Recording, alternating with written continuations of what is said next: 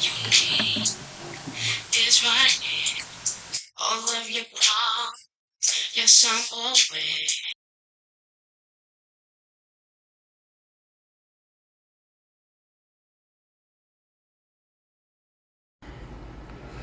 My grandfather used to say all niggas ain't black, all blacks ain't niggas, and all niggas ain't shit. So I moved to abolish neggadom.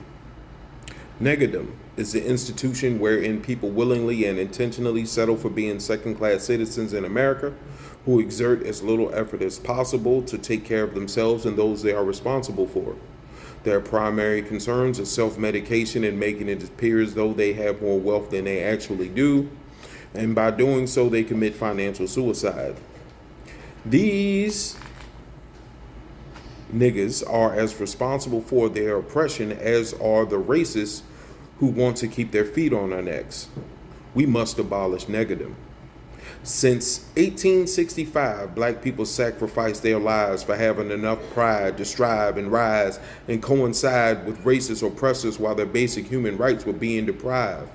Civil rights on paper that racists denied, while lies called laws were applied that whites weren't required to abide.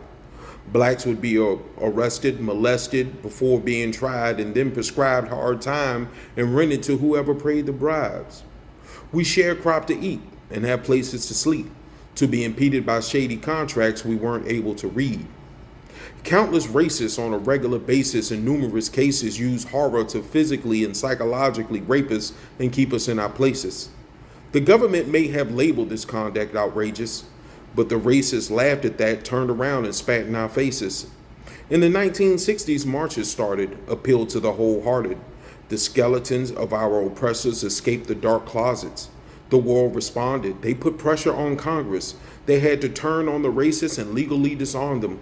Yet they were clever. They put their heads together, invented new endeavors, for they refused to lose the benefits and pleasures of being oppressors.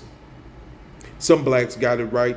They put up the good fight, became successes, built communities and businesses that rivaled the whites, institutions of all types that made the future bright, despite the types of fights they were doomed to lose during the plight.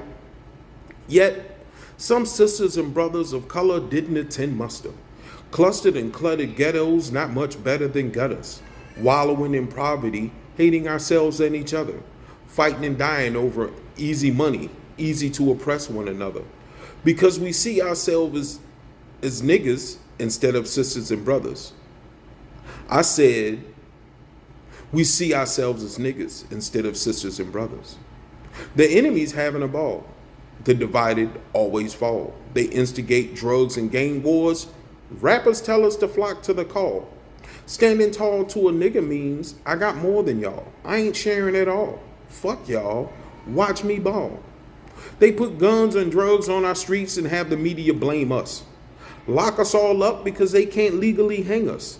Make the worst of us famous. Silence progressive revolutionaries so they remain nameless. Confused youth are then left to seek truth from the same niggas who shame us. Our children learn to undervalue and neglect education, never learning to comprehend the need to pursue meaningful occupations. They grow up with aspirations of imitating the nigger role models the entertainment media gave them, thus becoming our oppressors' justification for systematic discrimination. If all black people are to ever take our place as equals amongst the people in this nation, we must collectively pursue education with dedication to rise above our indoctrinations. Until then, we can't expect our young women and men to comprehend we are entitled to the American dream our ancestors built for them. We all know they built the system to oppress us, which we were never meant to contend. And they know we'll never rise to a status equal to them as long as they pretend to be our friends and keep us dumb by encouraging our youth to embrace neggadom. Thank you very much.